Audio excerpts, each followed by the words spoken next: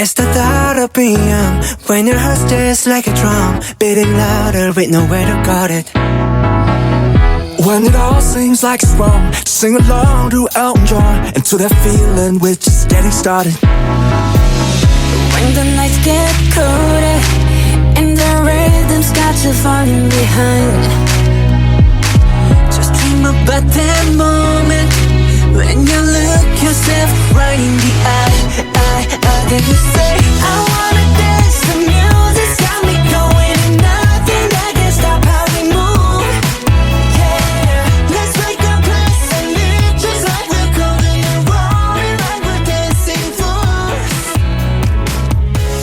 We don't need to worry, just when we fall we know how to dance. Don't need to try. Bismillahirrahmanirrahim. Assalamualaikum warahmatullahi wabarakatuh. Pertama dan yang paling utama, marilah kita panjatkan puji syukur kehadirat Allah Subhanahu wa Ta'ala yang telah memberikan nikmat dan kesempatannya. Terima kasih atas waktu dan kesempatannya untuk saya mereview, menganalisis kritis, dan juga novelty penelitian akuntansi dengan mata kuliah seminar penelitian. Nah, baik, sebelumnya perkenalkan, nama saya Eva Almah dengan NIM 18622011007 dari kelas akuntansi 7 SIP 1 pagi, di mana kali ini saya akan mereview penelitian tentang pengaruh hidden value of intangible asset, knowledge management, dan water economic performance. Nah, di mana pada penelitian ini ada 14 poin yang dapat saya sampaikan untuk review kritis berdasarkan hasil dari penelitian.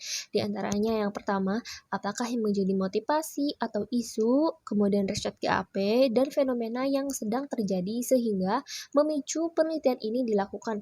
Nah, untuk motivasinya yakni kurangnya inovasi dan manajemen sumber daya perusahaan yang tidak dikelola dengan tidak baik menyebabkan perusahaan sulit bersaing di tengah-tengah persaingan global. Sehingga dapat menurunkan kinerja ekonomi perusahaan yang akan berdampak pada retur saham investor yang berkurang.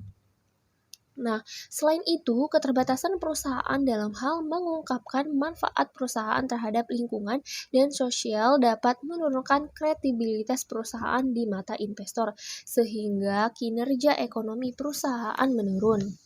Nah, untuk selanjutnya, untuk fenomena pada penelitian ini, peneliti tidak menyantumkan secara jelas tentang fenomena yang berhubungan dengan variabel yang diteliti, sehingga penelaah atau review tidak bisa memaparkan isi dari fenomena dengan jelas. Nah, seharusnya peneliti menyantumkan fenomena di bagian pendahuluan penelitian tersebut. Untuk selanjutnya, untuk riset GAP-nya, beberapa peneliti terdahulu mengenai variabel terkait masih menunjukkan hasil yang beragam. Di antaranya yang pertama, ada intangible asset dijadikan sebagai faktor signifikan untuk menilai kinerja perusahaan yang dipaparkan oleh Martin dan Lopez pada tahun 2016. Nah, berbanding terbalik dengan penelitian yang menyatakan bahwa aset tidak berwujud, tidak berkontribusi dalam pembentukan nilai perusahaan yang dikemukakan oleh Suhardianto pada tahun 2017. Nah, untuk selanjutnya ada knowledge management, merupakan informasi berharga internal yang dapat mengoptimalisasi nilai atau kinerja perusahaan yang dikemukakan oleh Muthu Pelo, Shanmugam, dan Theo pada tahun 2017. Nah, hasil yang berbeda menemukan bahwa knowledge management tidak memiliki pengaruh yang signifikan terhadap economic performance yang dikemukakan oleh Williams pada tahun 2018. Nah, untuk selanjutnya, perusahaan yang mengungkapkan water accounting memiliki nilai yang baik di mata investor karena dipandang memiliki manajemen yang baik yang dikemukakan oleh Chris dan Burr pada tahun 2016. Kemudian nilai manajemen sebuah perusahaan dapat dilihat dari economic performance perusahaan. Nah, economic performance yang baik memiliki tata kelola yang baik. Nah, kemudian berbanding terbalik dengan penelitian yang menunjukkan bahwa water accounting tidak berpengaruh terhadap persistensi laba yang menggambarkan kinerja ekonomi yang diukur dari harga saham yang biasanya dijadikan sebagai pertimbangan investor untuk melakukan kegiatan investasi yang dikemukakan oleh Cahaya pada tahun tahun 2018. Nah, untuk kritik pada poin ini, tidak ada kritik untuk poin motivasi atau isu penelitian serta receh GAP. Nah, namun penulis tidak cukup menjelaskan fenomena dengan baik dan jelas. Selanjutnya, untuk poin keduanya, jelaskan artikel-artikel utama dalam penelitian ini. Nah, di antaranya yang pertama, maraknya bisnis yang beraneka ragam disertai dengan inovasi dan teknologi yang semakin berkembang menjadikan persaingan global antara perusahaan semakin meningkat yang dikemukakan oleh Altair pada tahun 2014. Selanjutnya, adanya hidden value mengidentifikasi adanya informasi mengenai aset tidak berwujud atau intangible asset seperti human capital, inovasi seperti merek atau brand image, teknologi, dan banyaknya pelanggan yang dikemukakan oleh Febri pada tahun 2018. Nah, untuk selanjutnya, knowledge management merupakan sebuah proses yang mengkoordinasikan penggunaan informasi, pengetahuan dan pengalaman yang dikemukakan oleh Al-Halia dan Al-Najjar pada tahun 2016. Nah, untuk yang terakhir ada water accounting didefinisikan sebagai sistem perusahaan dalam menghitung penggunaan air dan mencakup masalah yang terkait dengan penyimpanan air untuk mengelola sumber daya air secara efektif. Perusahaan memerlukan akses ke informasi yang sesuai yang dikemukakan oleh Chris dan Burit pada tahun 2017. Nah, untuk poin selanjutnya, untuk poin ketiga, apakah menjadi kebaruan atau novelty dari penelitian ini? Nah, untuk hasil novelty, economic performance dapat digunakan sebagai ukuran untuk digunakan sebagai menilai kinerja perusahaan atau nilai dari sebuah perusahaan atau nilai dari sebuah harga saham dengan harga saham dan retur saham yang digunakan sebagai bagian dari proksi ekonomi perusahaan banyak mengalami naik turun. Nah, peneliti tidak menyatukan novelty pada penelitian yang diteliti. Nah, hasil novelty tersebut didapat berdasarkan dari review. Nah, untuk yang keempat, apakah research question atau perumusan masalah dari penelitian ini? Nah, yang pertama, apakah hidden value of intangible asset mempengaruhi potensi economic performance? Kemudian, apakah knowledge management mempengaruhi potensi economic performance? Kemudian yang terakhir, apakah water accounting mempengaruhi potensi economic performance? Nah, peneliti sudah cukup jelas dalam menampilkan novelty dalam penelitian ini. Untuk yang kelima, apa tujuan penelitian ini? Yang pertama, untuk mengetahui hubungan hidden value of intangible asset mempengaruhi potensi economic performance. Nah, untuk yang kedua, untuk mengetahui apakah knowledge management mempengaruhi potensi economic performance. Nah, untuk selanjutnya, untuk mengetahui apakah water accounting mempengaruhi potensi economic performance. Nah, kritik pada poin ini, penulis sudah menjelaskan antara tujuan penelitian dan hipotesis dalam bagian terpisah meskipun secara implisit. Kemudian yang keenam, apakah kontribusi dari penelitian ini? Nah, dalam studi ini fokus pada menjelaskan hubungan antara pengaruh hidden value of intangible asset, knowledge management, dan water accounting berpengaruh terhadap economic performance. Nah, serta peran economic performance, hidden value of intangible asset, knowledge management, dan water accounting. Untuk kritik pada poin 6, peneliti hanya menjelaskan secara general hasil penelitiannya. Seharusnya kontribusi disampaikan lebih spesifik lagi. Nah, untuk poin ke-7, apakah grand teori yang digunakan dalam penelitian ini? Nah, di sini peneliti menggunakan beberapa teori. Yang pertama ada stewardship theory, yakni menjelaskan mengenai situasi para manajer tidaklah termotivasi oleh tujuan-tujuan individu, tetapi lebih ditunjukkan pada sasaran hasil utama mereka untuk kepentingan organisasi yang dikemukakan oleh Donaldson pada tahun 1991. Nah, untuk yang kedua, peneliti menggunakan teori stakeholder, yakni menyatakan bahwa semua stakeholder mempunyai hak memperoleh informasi mengenai aktivitas perusahaan yang dapat mempengaruhi pengambilan keputusan mereka. Kemudian, para stakeholder dapat memilih untuk tidak menggunakan informasi tersebut atau tidak menggunakan informasi yang dikemukakan oleh Deegan pada tahun 2004. Kemudian untuk teori yang terakhir di sini peneliti menggunakan legitimate teori, yakni organisasi perusahaan secara berkesinambungan harus memastikan apakah mereka telah beroperasi di dalam norma-norma yang dijunjung masyarakat dan memastikan bahwa aktivitas mereka bisa diterima pihak luar atau dilegitimasi. Nah, yang dikemukakan oleh Deegan dan dirangkum pada tahun 1996. Kritik pada poin ini, peneliti sudah cukup jelas dalam menyampaikan grand teori yang digunakan. Nah, untuk poin ke-8,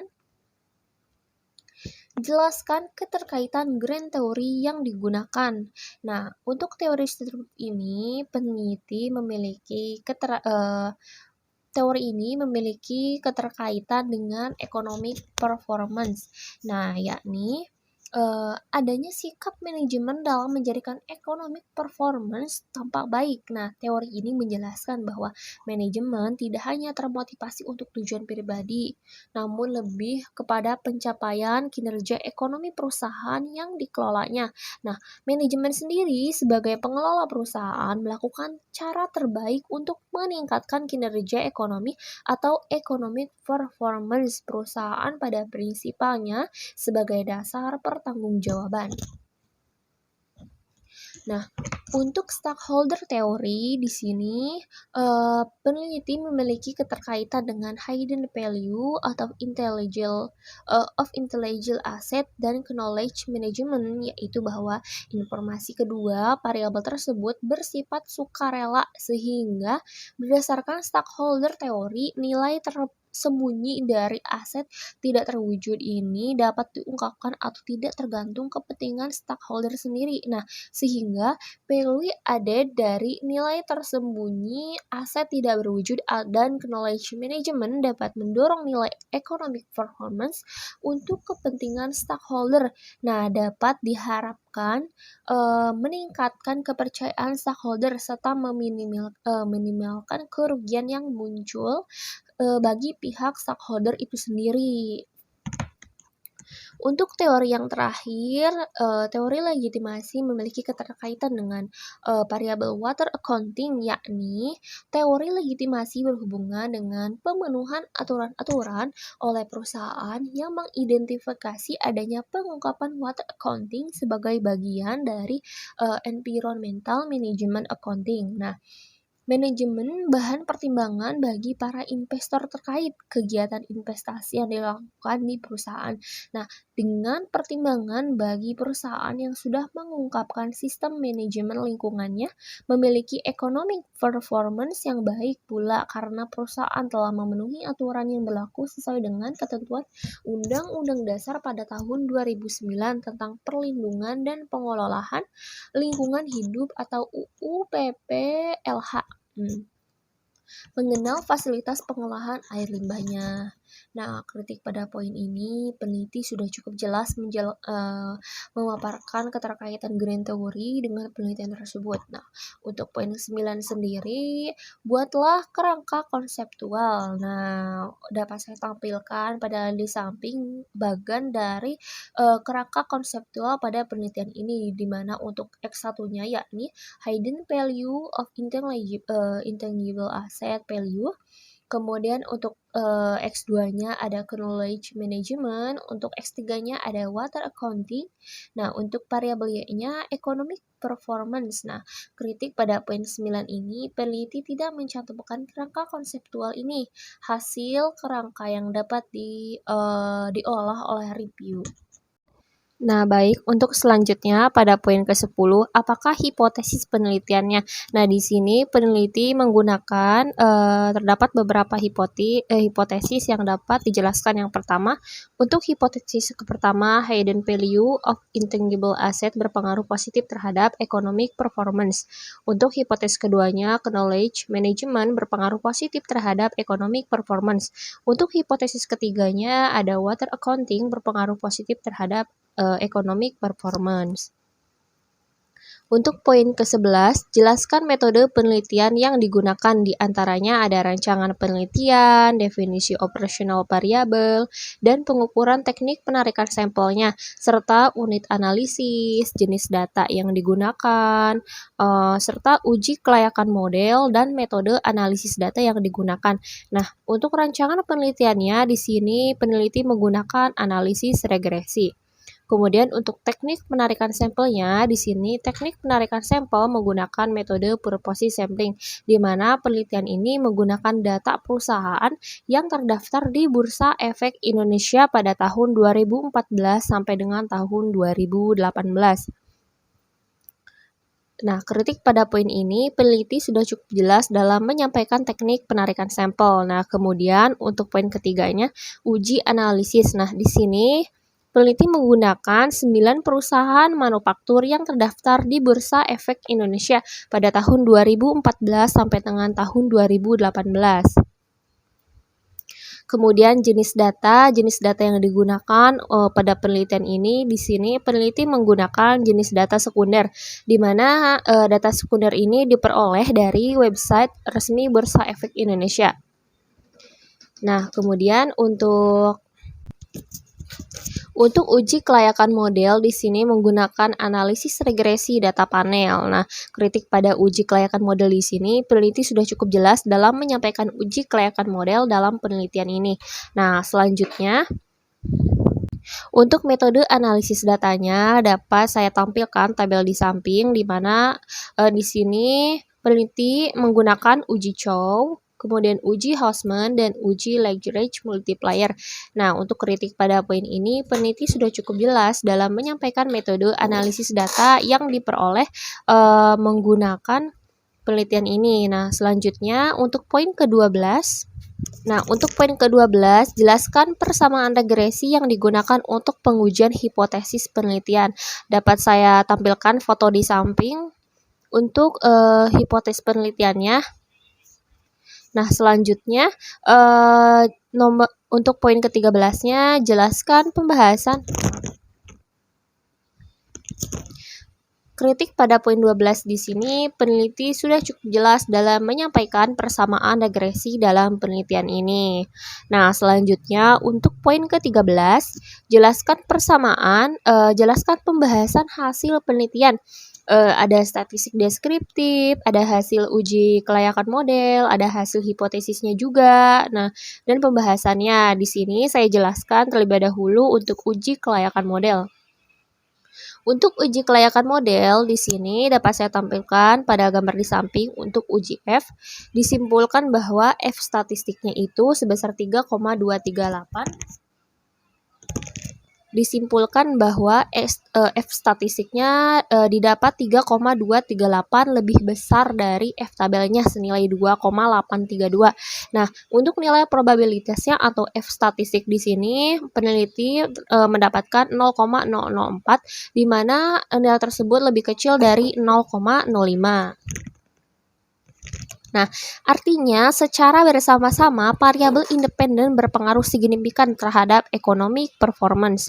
Kemudian untuk uji koefisien determinasi atau uji R, disimpulkan bahwa nilai IJS R square sebesar 0,35883. Nah, artinya variasi naik turunnya economic performance dapat dijelaskan oleh INTAP dan KM, kemudian WA sebesar 35%.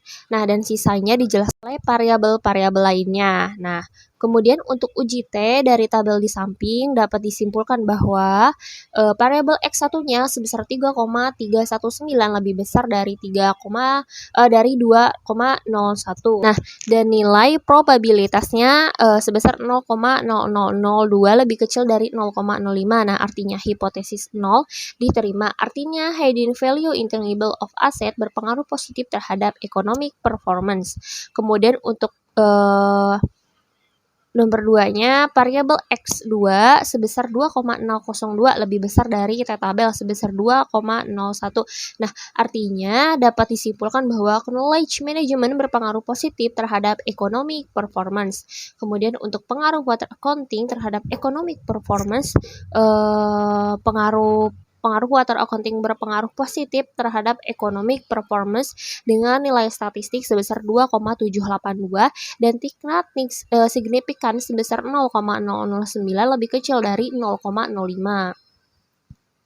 Nah, untuk uji kedua di sini menggunakan uji hipotesis, diantaranya dapat disimpulkan bahwa variabel kesatunya pengaruh hidden value of intangible of asset terhadap economic performance berpengaruh hidden value of intangible of asset berpengaruh terhadap economic performance dengan nilai T statistik 3,319 dan nilai tingkat signifikannya sebesar 0,02 lebih besar dari 0,05. Untuk yang kedua, pengaruh knowledge management terhadap economic performance. Pengaruh knowledge management di sini berpengaruh positif terhadap economic performance dengan nilai T statistik 2,002 dan tingkat signifikansi sebesar 0,013 lebih kecil dari 0,55. Nah, untuk poin ketiganya, pengaruh water accounting terhadap economic performance.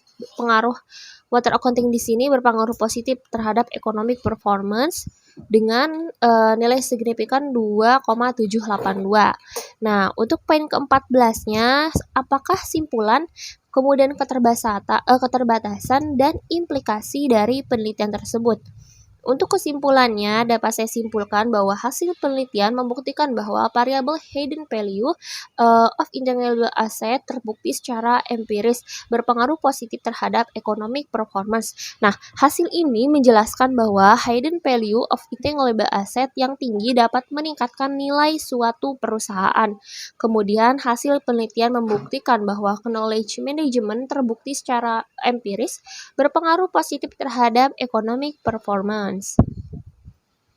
Nah, hasil ini menjelaskan bahwa knowledge management yang baik, maka kegiatan operasional akan lancar dan meningkatkan economic performance. Hasil penelitian ini membuktikan bahwa water accounting terbukti secara empiris berpengaruh positif terhadap economic performance. Nah, untuk selanjutnya, hasil pada penelitian ini menjelaskan bahwa pengukuran water accounting yang baik, maka perusahaan mematuhi norma-norma yang berlaku di masyarakat. Nah, sehingga kredibilitas perusahaan di mata masyarakat dapat meningkatkan nilai economic performance. Nah, untuk keterbatasan dalam penelitian ini, di sini terdapat beberapa keterbatasan, di antaranya yang pertama, periode penelitian ini relatif masih singkat, hanya 5 tahun saja,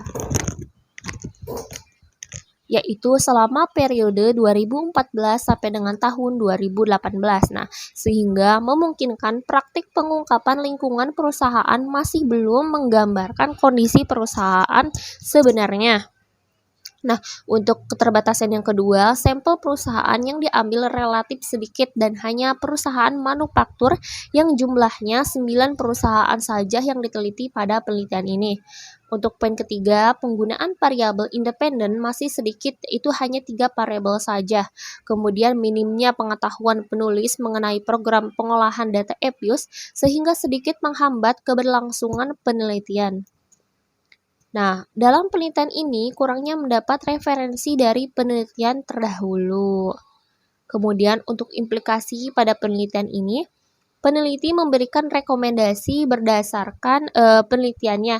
Nah, Bagi peneliti selanjutnya diharapkan dapat menggunakan sektor perusahaan lain selain sektor perusahaan manufaktur dan menambahkan periode pengamatan dan juga dapat menggunakan variabel-variabel independen lain yang bisa digunakan untuk memproyeksikan economic performance.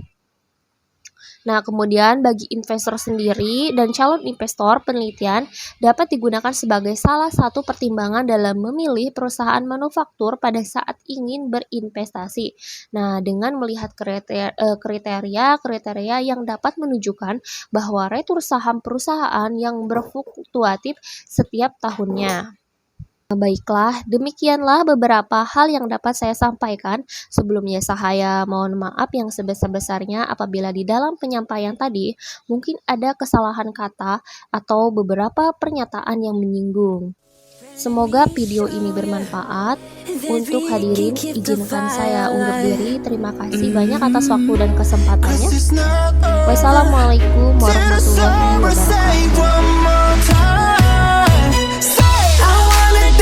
The music's got me going and nothing can stop how we move. Hey, let's break our plans and live just like we're golden and rolling like we're dancing fools.